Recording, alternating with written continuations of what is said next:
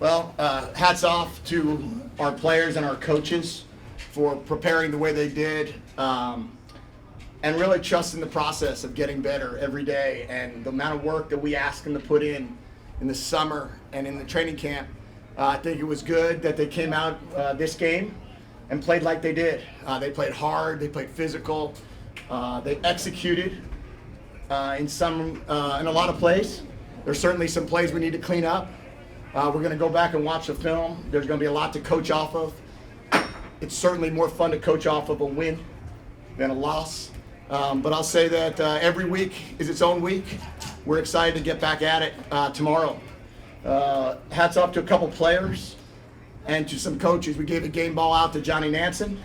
First game that he ever called as a defensive coordinator, and was spectacular.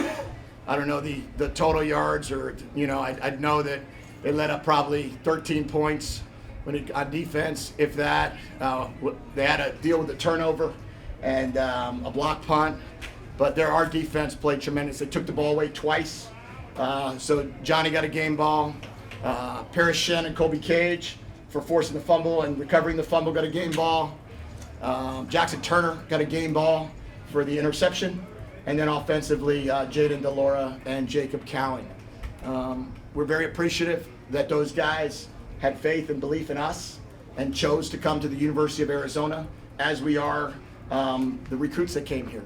And T-Mac and all those guys, Big Jonah, and there's so many to name, Speedy, Jonah. There's a lot of guys that played today for the first time. So we're just getting started. We're building this. We really believe we could build something special at Arizona, but it's going to take time. And we just tell our players to continue to trust the process and good things will come.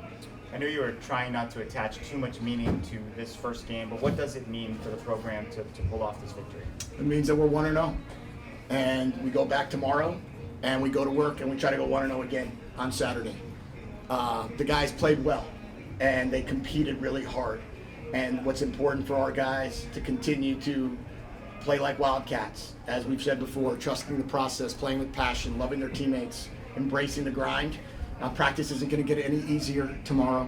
Practice will be just as hard as it will be all week long, and we've got a really good opponent that we've got to prepare for. You talked about the newcomers on the team, the impact that they've had on this game, but can you go a little bit more into detail with that? Yeah, I mean, I saw that since 2007, no one's ever caught 3 touchdown passes in their first game. Other than Michael Crabtree in 2007 in a Power 5 game. So that's a pretty big impact that Jacob Cowan made on our football team. I think our red zone was probably better today than it was a year ago because of the guys that came in and joined us. I would say that without a question, Big Jonah, as much as he could play, just had to deal with a couple things that we had to he should be fine for next week, I think. But he played really well. And then obviously you had, Jonah Coleman taking reps at the end of the game, Speedy taking reps at the end of the game. These guys continue to make plays for us. And then obviously we, with a quarterback like Jaden DeLora coming in here and being confident and had no flinch in him, no flinch. And credit to Jimmy Doherty on getting Jaden ready. Speaking of flinch, you had a situation late in the first half and then again in the third quarter where you had back-to-back bad offensive possessions or whatever, and they were able to get some points off it. And how proud are you that the team didn't look at that as, oh, here we go again? Yeah, that we've tried to emphasize, Brian, every day that we could, that this is 2022, and don't look back. And don't think that because maybe one thing happened last year and we couldn't overcome it, that had anything to do with this year. So just play the next play, every play, and don't focus in on what could have been or what just happened or, how we got caught in one situation or another, and just see if we can continue to be mentally tough and be able to just understand that, hey, it's a 75 to 80 play game, both sides of the ball, let's just go out there and execute the next play. Jed, how important was it to establish the run and then do it successfully against a team where that generally doesn't happen? Well, we made a big point of emphasis in our weight room with Coach Owens and our whole strength staff of getting bigger and stronger and more physical up front. We felt like we want to be a very good running team. We know that that's going to help us in every facet of the game, converting on third down, scoring in the red zone. So it was really important that we were able to run the football. For the most part, this game, we felt like we could call the runs we wanted to call and execute them, and that's a credit to Brennan Carroll and the run plan that he and the offensive staff put together. Coach, there's been a lot of chatter about San Diego State one day or maybe one day soon joining the Pac-12. Would you like to see them in your conference, or are you content with the 10 teams that's already got?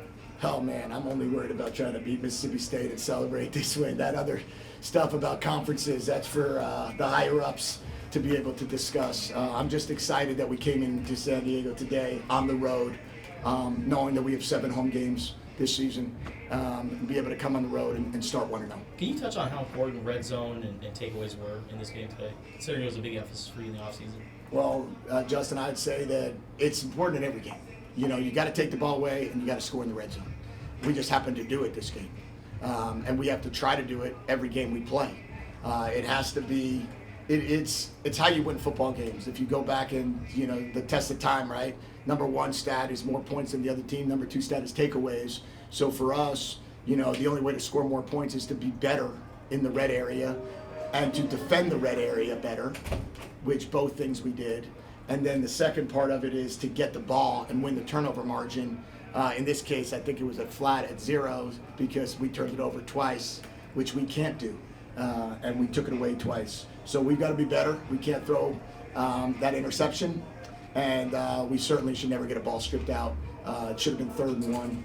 And instead, we stripped it out and we gave them the ball at the 24-yard line. After the weird block punt situation, they got the ball back again, and they were in the red zone. You held them to a field goal. Then you went on that kind of long, grinding march with a lot of running plays. Can you just talk about the significance of that sequence? Yeah, obviously it's tough when you're backed up on the -2 to start the series. We tried to throw the ball to get out. We didn't hit on it. We then tried to run the ball, and it was 3rd and 10, and we couldn't make anything out of it. T-Mac had a play on the sideline, but the ball was out of bounds.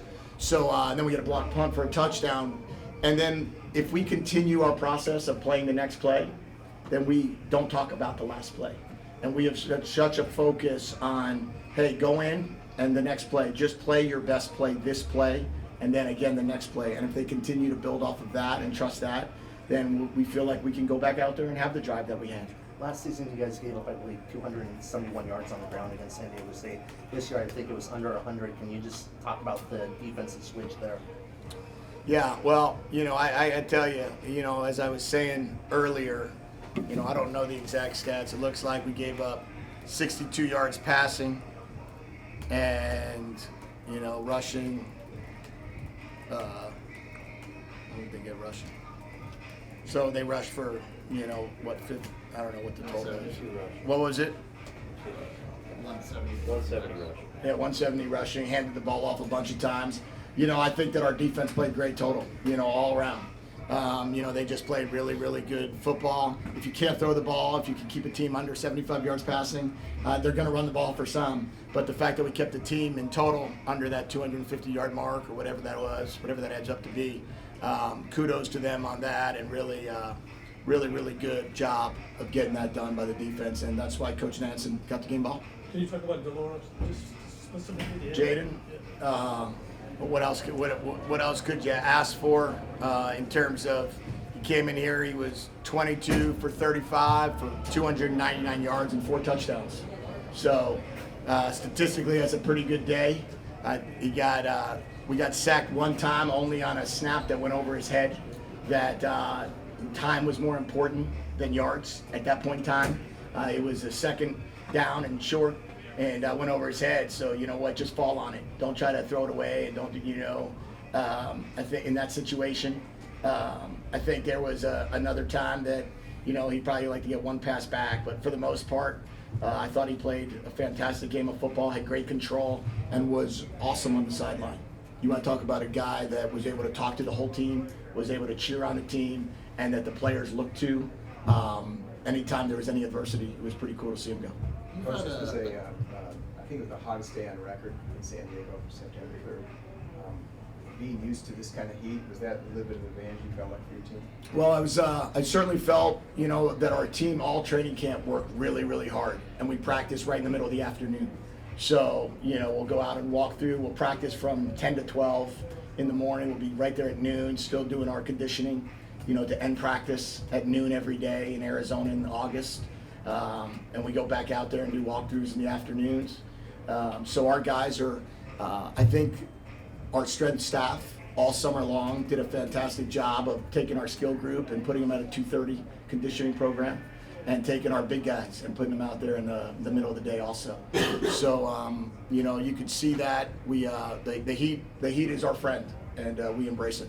Hunter Eccles was having a really good game, and it seemed like he got banged up. Do you know what his status is? I don't know what his status will be. It seems like he'll be okay. I think there was some stuff that he's going to clean up a little bit, but I think he'll be okay from what I understand. And then what about Caden Fears?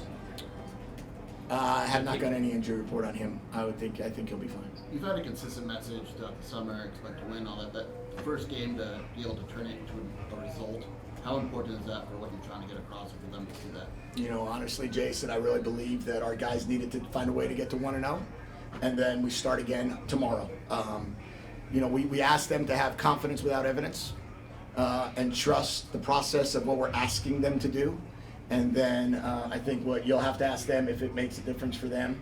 But I would really say that those guys embraced what we asked them to do, come to work, practice really, really, really hard, condition all summer long when coaches aren't around and you're dealing with your strength staff, run practices, and do a great job with them, and then be able to go out there and go on the road against a very, very good team that won 12-2 last year and come to San Diego and play the way we did. I'm really proud of our team and our coaches and really everybody that's affiliated with Arizona. Now we got to go back, get back to Tucson and fill that stadium next Saturday night.